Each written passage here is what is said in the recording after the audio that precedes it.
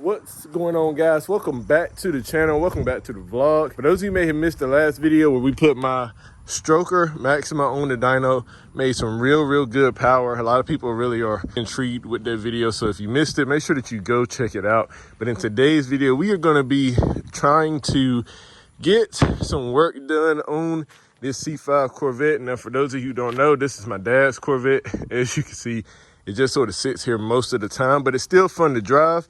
He needs to get it repainted and it needs a wash bad. But right now, the issue that we have with this car is that it does not want to go into gear. I don't mean actual from a transmission standpoint. It'll shift just fine, but the clutch on it will not stay depressed. I believe it's probably going to be a slave cylinder issue. Whenever you push in the clutch, what'll happen is you have to really pump it a bunch of times for it to build up any pressure. And then whenever you have it depressed for, even a few seconds, that pressure will go ahead, start to diminish. And it's basically like you don't have a clutch pedal anymore. So in order to mediate that, we already tried to drain the clutch fluid. If anybody's tried to bleed one of these C5 Corvettes without a remote bleeder, you know that it is an absolute nightmare. No space, just an absolute nightmare. So we've already tried to bleed it, still weren't able to get the clutch back. So what we're gonna do is go ahead and change out the slave cylinder. I believe that it's probably gonna be a slave cylinder issue because it appears that the master is pumping the fluid to the slave for it to at least, after a few pumps, be able to build some pressure. But it just seems like the slave isn't necessarily holding it. And I know that these things sometimes do have issues with the slave cylinders going ahead and going bad. So we got a long task ahead of us. As you can see, I already do have the car up. If this is the type of stuff you guys like to see, make sure that you like, comment, and subscribe. But just like that, guys, let's get to it. The car does have right around 80,000 miles on it, which is really good for a 2000 year model. He doesn't drive it a whole lot, but we do already have some parts for it. So as you can see, we do have the slave cylinder right in here, and the slave cylinder actually comes as one assembly with the throwout bearing for these cars. And what we went on ahead and did, or what I did rather, since he's probably going to be the one pushing in the clutch and I'm going to be the one bleeding, we installed a aftermarket remote bleeder. I believe this one was from Texas Speed. That way we can actually bleed this thing a lot easier than what we were trying to do with the stock bleeding system. We also have a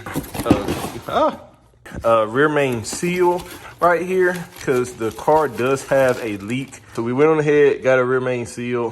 That way, if this is what is leaking, then we can just go ahead and replace that. Plus, it makes sense to replace it while you have the torque tube disconnected from the engine. You can actually reach all that stuff.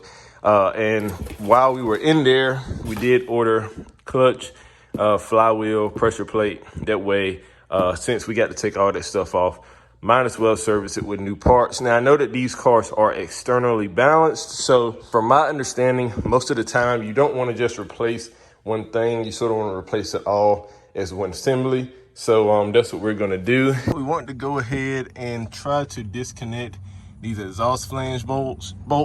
Now, there is a few bolts, and matter of fact, you guys can see they're so rusted over. This is from a long time ago when we were trying to actually bleed the clutch for the first time, because the way to bleed it is right up in here, past all that nonsense. But you can see where one of the bolts actually snapped because of how rusted it was. I'm hoping that's not going to be the case today. So we do have some WD-40 that we're going to spray on all of the bolts. These have to come off.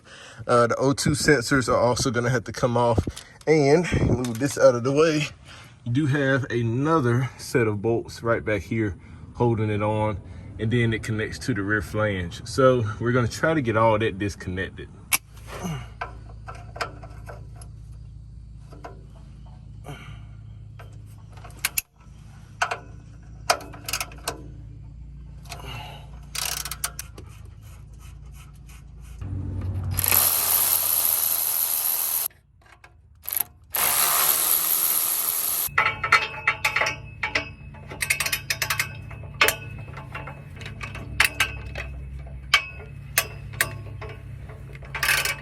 All right, guys, so taking off the exhaust and everything now. I'm used to working on metric stuff, so like Japanese JDM type stuff, because I work on my car all the time.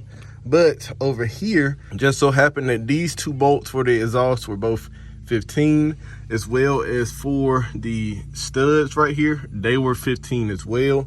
But the ones that are back here, these are a half. And so we almost got everything taken down. What we're gonna do is try to disconnect these. Everything else is loosened. Once I disconnect these, I should be able to loosen up the rest of these bolts and then pull this sort of cat back system or header back system of the exhaust off. So as you can see, the exhaust disconnected from the back. I did go ahead and disconnect these. And I'm making this video more so for my reference right here, but I want to include it for you guys too. The O2 sensor, you wouldn't think it would be routed like this, but the O2 sensor, looking back at the car on this side, runs up under this heat shield right here, and then it runs to a connector that is right there. And then for this side of the exhaust, it runs up underneath this heat shield and then runs to a connector that is right there. You can also see the clutch connect right here. This should be your master cylinder line that goes to your slave cylinder. This is that connect right here. So we're also gonna reach in here and try to disconnect that while we're in here as well. And if we just jiggle it a little bit and we just let it come to rest. Now this isn't that heavy of a piece, so I just sort of use my whole body, as you guys can see, to kind of loosen it up and get it off of the car. Now I'm gonna lay it over to the side just so I can get from underneath it. As you can see, we do have the O2 sensors out, and I wish that I could just sit you guys up so you can see all this, but my mount that's right there, I don't have my other piece right there that goes for the phone, which actually turns, so there's not enough space up under the car. But as you can see, we now have access to the plate that covers the torque tube. That has to come off. And then once we start pulling that off, we can get rid of some of the accessory things. I think I'm gonna go ahead and take the wheel off because the brake calipers need to come off the rotors and get hung onto the actual body of the car. As far as the exhaust goes, as you can see, we have the catback system right over there. Moved it out of the way. And as far as these other ones, they are already loose whenever you disconnect them from the catback system. And so they just sort of go over the transmission where the axles come out, and they just sort of go over there. So in order to get those out, they are mounted in this little tab right here. All you got to do is just slide that tab out. These will drop, and then you just have to maneuver them over this transmission tunnel right here. We did get that shield off, so now all that's left exposed is the torque tube. There is the shield right down there, and there's probably going to be some lines that we have to contend with. I'm trying to look at that now to sort of see what I'm gonna have to deal with and what I won't have to deal with. We know that we need to disconnect the actual shifter from inside the car. I'll probably go and do that next. Right now, I'm just trying to go ahead and get sort of this bottom plate off. That is going to be a half, I believe. Although the big bolts are a 1/2 inch, the smaller bolts are a 10. So coming inside the car, we're gonna try to get some stuff disconnected in here. We have to disconnect the shifter right here from the actual torque tube. So right underneath here is the torque tube. Of course, the shifter has some type of linkage or something that connects back to the transmission, which is how you actually shift.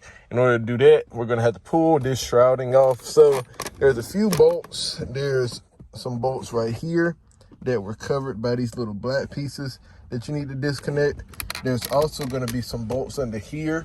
There is a T15, I believe, right behind this little piece. You can just pop it right out, sit it to the side. You can see that T15 right there. there is another one right here, and then one right here as well. So I believe the ones, and then like I mentioned, there is one right under here. In order to get that one out, basically what I would like to do is just sort of put some type of panel popper up under here and just pop that up.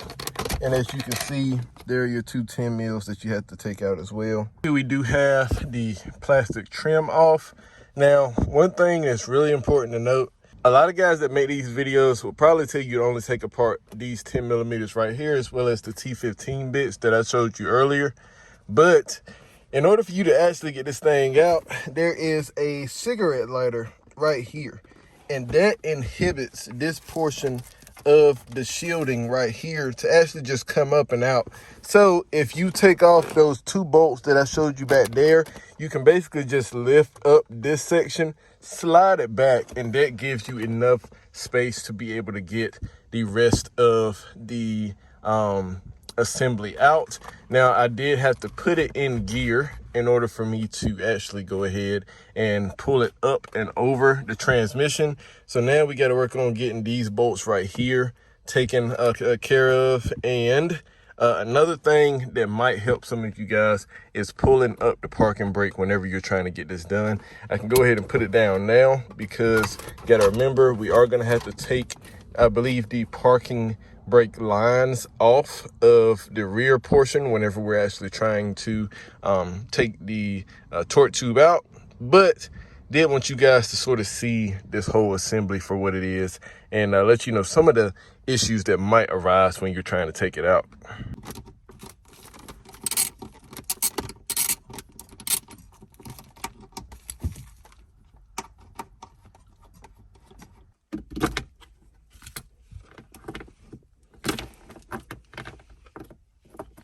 Now we are sitting right here above the torque tube, and our next mode of action is going to be to actually get the shifter disconnected right here, as well as I believe also get these I believe T40 bolts disconnected. Here we do have the shifter linkage removed. Like I said, it's just those 2 T4, well, 3 of them really. There's a T40 right there and 2 right there, and then the shifter just pops out. You shouldn't have to worry about how you position it whenever it goes back in, because the way that the linkage is made, the bolt goes through the linkage itself, so it can only go in there one way. So just keep that in mind whenever you are putting it back. Right now, what we're trying to do is go ahead and get these rear wheels taken off. That way I can take the calipers off, hang those up, and then I'm going to evaluate what else I can do on my own before I need my pops to come out here and try to help me out a little bit. I have already gotten the locking key off. Now, for these Corvettes, guys, if you buy one, make sure that you immediately make sure that you find the little tool that they give you for your locking nut for your I'm losing stuff for your wheels. It's going to come with the tool, because it does have one special lug nut up there just so folks don't steal your wheels. So make sure that you have that tool in the event that you actually purchase one of these cars. Next plan of action is to actually take this caliper off. You can just remove just the caliper by doing these 10 bolts, or these pin bolts. I mean, these are, for this particular car, a 15 millimeter.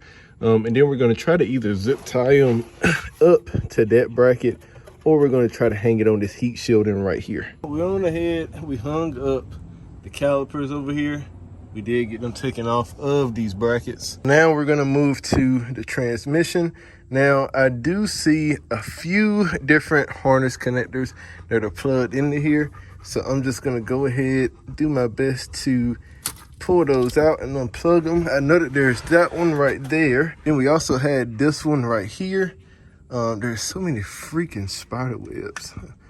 I almost don't even want to put my hand in there. And I believe there's going to be one more right here around back. So I'm just going to put my hand up here and see if I can feel anything. So the next plan of action, after disconnecting the 3 different connectors to actually mount, one to the differential and 2 on either side of the transmission. And the one for the differential is kind of hard to see. You kind of have to just reach your hand up and above the differential. It'll be on the passenger side more so, but still on the top of the differential. We're gonna go ahead and try our best to get these bolts that go to this upper wishbone suspension off. Now, one thing that I'm already aware of, and what a lot of guys do, is they actually disconnect the axles, because whenever you drop this rear subframe, you do have some hard brake lines that actually go up and underneath the axles. Only way to make sure that those clear is to, of course, disconnect the axles, so that way they're not a bother. However, I'm thinking about just disconnecting all the brake lines. I don't need to pull this whole assembly completely out of the car. I just need it down low enough so that I can access, of course, the actual clutch and everything up here near the front. So I think I'm just gonna try to just loosen it, disconnect it. That way all the brake lines are as loose as possible, and I don't have to worry too much about a whole lot of things pulling. This is gonna be an 18 millimeter, 2 bolts. Shouldn't have to hold the bolt on this side, so all you gotta do is break it loose. All right, so as you can see, with those bolts out, this wishbone suspension kind of allows this to move a little bit more freely, and it gives us a little bit more access to this portion of the shock right here. Now, these bolts right here are gonna be either a 1/2 inch or a 13 mil. The half fits up there, but it's like really snug, so it's kind of hard to get on and off. So 13 mil fits up there a little bit easier, just sort of up to your preference. I'm probably gonna use a 1/2 inch just so I can get it off and make sure I don't strip it, and then I'll use a 13 mil along the rest of the way to actually fully loosen it. All right, guys, so in disconnecting this strut right here, we do have a few more things over here to disconnect. One being this wheel speed sensor, just a little harness connector plugged in just like that. The next thing being this parking brake right here. You guys can see the line. This parking brake connector has a little bolt right there. I believe it's going to be a 15 millimeter, or at least it should be. Might not be that. Yeah, it's a 15. So we might end up putting a wrench on this instead, but we're gonna try to get that disconnected, and then we can move on to the other side. After disconnecting all of the suspension components, i.e. the wishbone, the strut, as well as the parking brake line, that's about all that holds up the suspension to the actual body. Did that on both sides, and of course I'm gonna double check to make sure nothing else is holding it up here. I did go ahead and disconnect all these lines right here, so everything that was holding these to the subframe is disconnected, so that this is real loose. And since I don't feel like really taking the axles out of the diff in order to actually make the brake lines clear, what I decided to do was just go ahead and actually disconnect the brake line from the body of the car all the way down to the front. Like I mentioned, I just need enough to be able to just drop this low enough to where I can work on the actual slave cylinder right there, as well as actually get the new clutch and everything installed. So I'm thinking that's gonna be about where we stop it for today's video. If you guys do like the content, make sure that you like, comment, and subscribe, as we are going to be continuing this build, as well as the Maxima build and the Camaro that you guys may or may not be able to see over here. More on that build is going to be coming soon. So if this type of content you like, comment, subscribe, just like that, guys. I'll catch y'all in the next one. Peace.